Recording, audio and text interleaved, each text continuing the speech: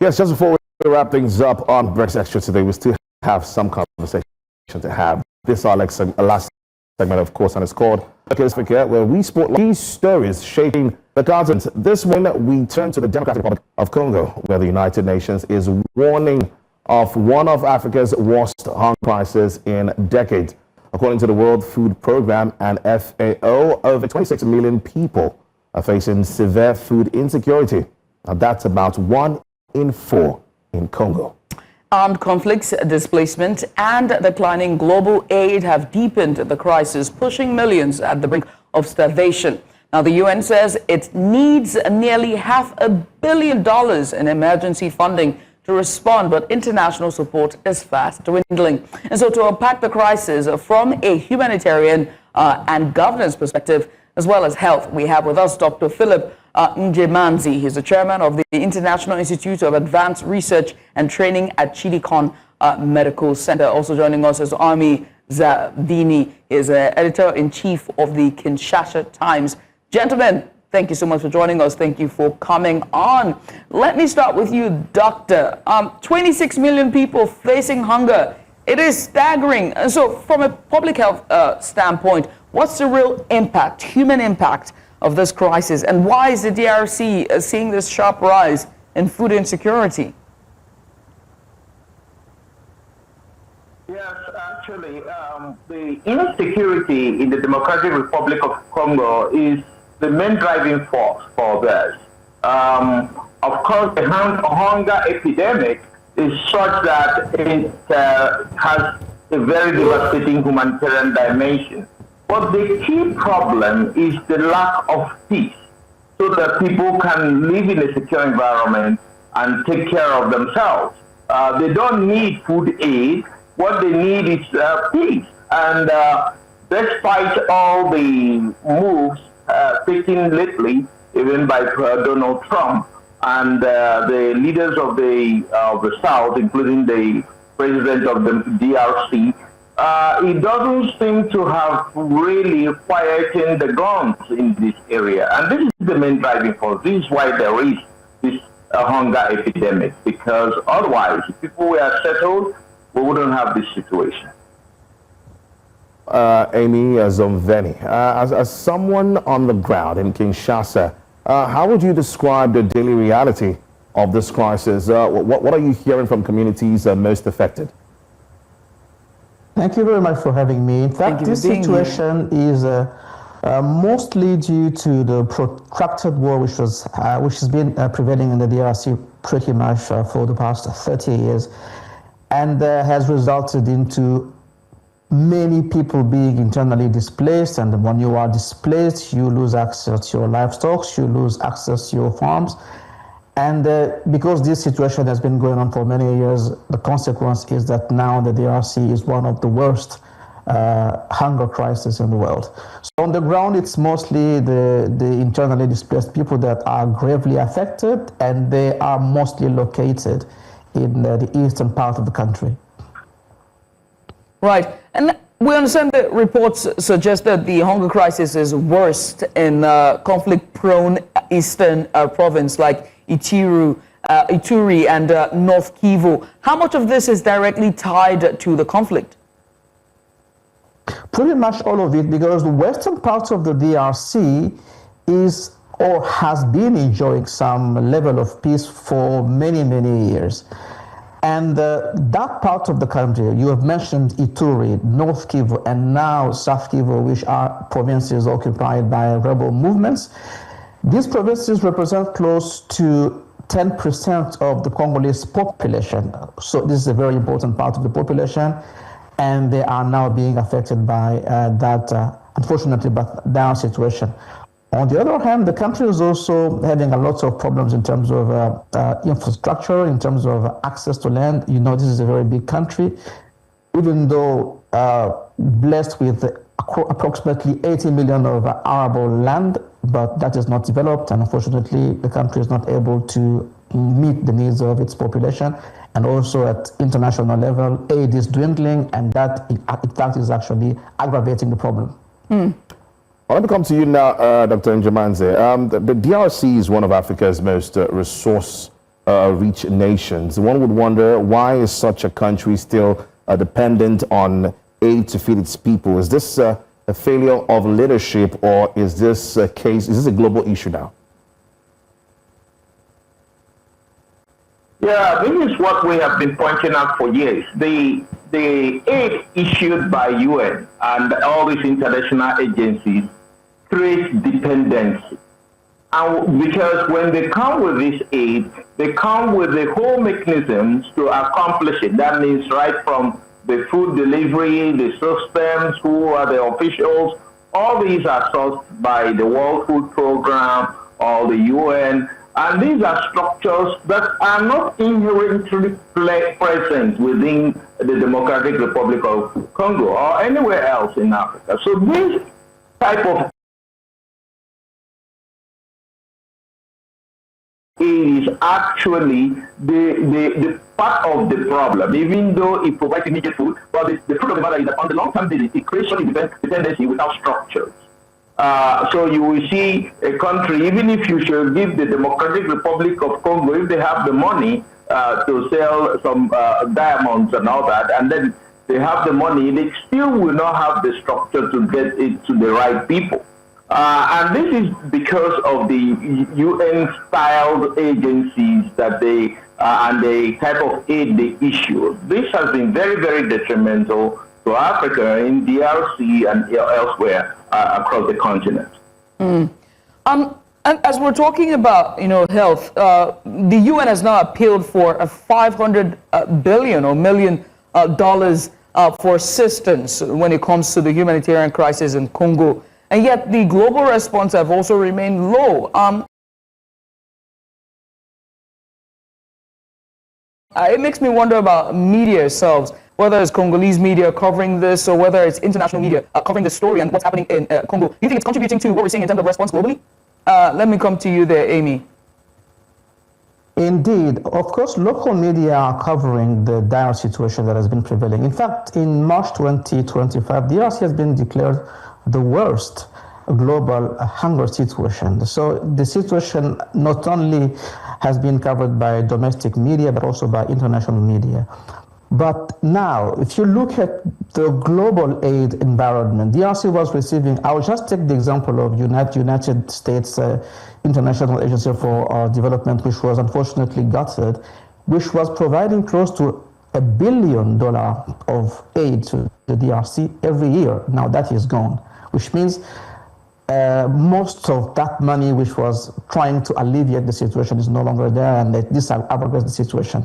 Coming back to what the doctor said, the DRC is a textbook example of a paradox of the plenty, a country which has a lot of resources in terms of minerals, in terms of arable land.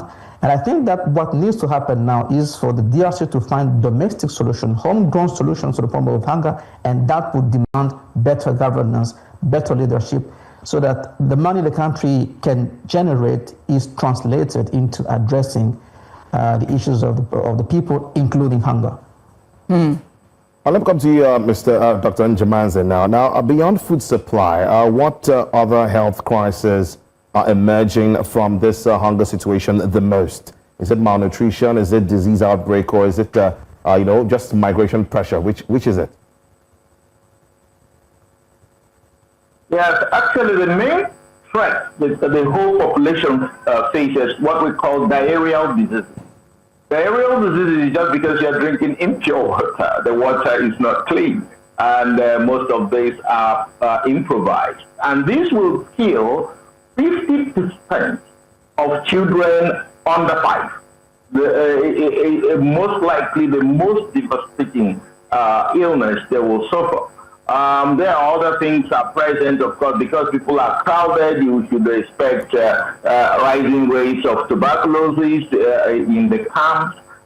So there is no doubt that this type of epidemics will start arising. Malnutrition will be very much present because the amount of protein being consumed by each person is very, very low. Yes, and as I said, it's an opportunity also for the DRC government to stand up for the African Union also to stand up to this. So I do not see an epidemic that will need the whole world structures that will vanish immediately, maybe 2-3 months after the epidemic. They will leave the place. So it would be nice to use this as an opportunity, even though it's a great challenge for the African Union and the regional government, and be able to provide an African solution to this. Right. In a more sustainable basis, resettlement and people of livelihood. Right. The UN is requesting for $500 million to help bring aid to the affected regions. Do you think that will be enough in solving the starvation crisis? And would that go far in helping the populace in that area? Let me start with you, Doctor.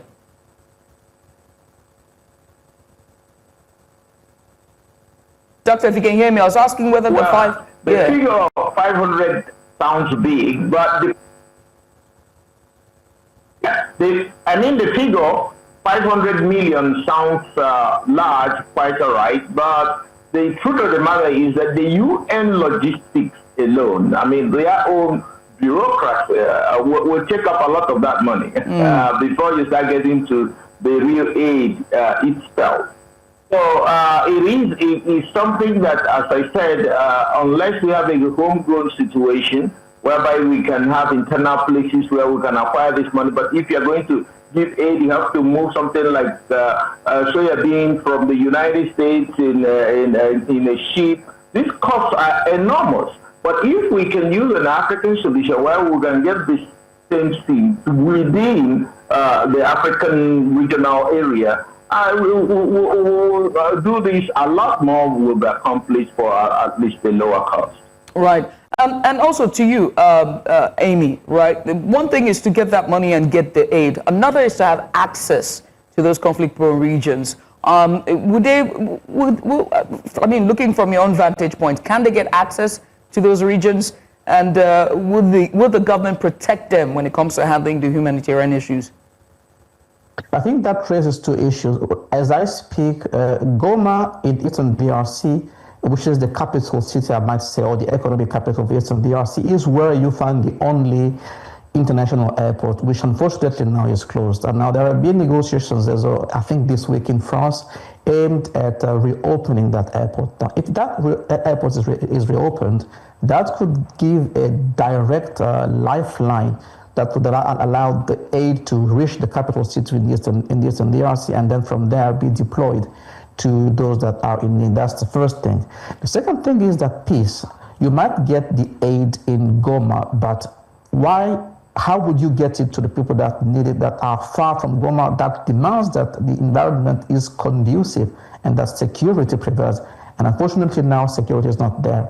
And also aid, I think the doctor mentioned it, it is only a band-aid solution. It is not sustainable, because solution should be able to last long, not just to intervene for a couple of months, maybe a year, and then again go back for another round of funding. So to me, homegrown solutions, peace, would be the bedrock of any lasting solutions to the hunger problem prevailing in the country. Amy, let me ask you, looking at a bigger picture now, do Congolese citizens still have faith in their government to handle humanitarian issues, or is the trust gap getting wider? It is getting wider. The government can leverage means to address the situation, but unfortunately is assigning that money to other pressing issues. And on the other hand, the international aid is there dwindling and access is still a problem. So there is a trust gap between what the expectations of the populations are and what the government can do. And also, as I've indicated, the major hurdle, the major blockade now is the fact that that part of the country is controlled by a rebel movement. So it is a de facto some sort of a part where government activities, unfortunately, are not extended there. And lastly, for you, Doctor, what's the long-term impact, for these millions that are at the brink of starvation? and for that region, looking at it from a public health standpoint, what are we looking at that 5 years down the line, 10 years down the line? Yes, well, the long-term implications are huge because if you are underfed with protein and vitamins, what happens is that the brain development in children will lag behind by 3-4 years sometimes. So you will have a group of people who have grown up in this generation who will perform mentally far more below their expected performance. And this is bad because what you're going to have is an underdeveloped class of people who are practically, for the modern economy, disabled, just not by a fault of theirs or what happened, just because they were born through a crisis. So I think the thing is that UNICEF, which is the UN agency that cares about this, should be up and doing with the child population and make sure that adequate nutrition is provided alongside providing real food. Right. And lastly, for you, Aimé, just to wrap up, before UN can raise its funds, before the Red Cross, before UNICEF, and even UNDP can get into those regions, do you see the government of the DRC stepping in to at least provide some semblance of assistance to those in the conflict regions? That would only be possible if peace, sustainable peace, is restored to those parts of the country. Because then, if peace is restored, access becomes available, and then a lifeline is open to allow domestic aid to reach, and also international aid to reach those parts of the country. And let's hope that the airports of Goma is reopened in the very foreseeable future to allow at least the emergency international aid to be traveled, to be shipped there to allow an immediate alleviation of the problem that is prevailing there. All right, thank you very much, Dr. Njemanze and Aimé Zonveni, for this valuable insights you've provided for us this morning. Of course, the hunger crisis in the DRC is a human story that speaks to where Africa is right now, and as much tells us that we have a lot of work to do as regards, provision and humanitarian activities, basically. Well, thank you so much, gentlemen, once again.